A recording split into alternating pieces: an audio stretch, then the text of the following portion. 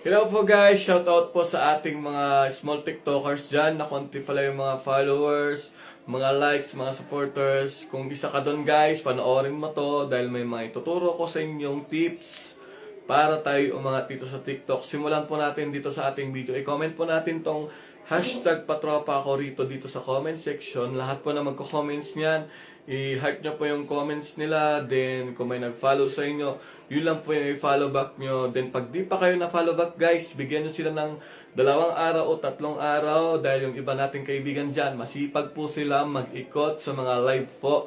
Yun, doon po sila nagpapadami. Ayan guys, yun din po yung ginagawa natin na isang tips na ituturo ko sa inyo.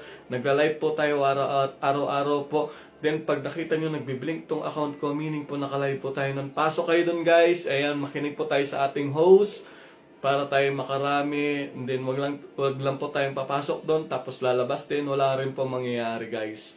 Kaya see you sa ating live guys.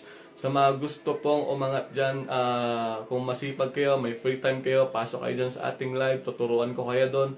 Doon tayo mag-engage. Ayan guys, kung nagustuhan nyo tong video ko, pindutin nyo yung plus sign dyan sa ibaba ng profile ko. Ayan, mag-like and then mag-copy, then mag-share guys para mas dumami pa tayo rito sa ating video.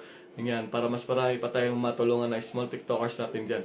Ayan, thank you po sa ating lahat. Antayin ko kayo sa ating live. Bye-bye po!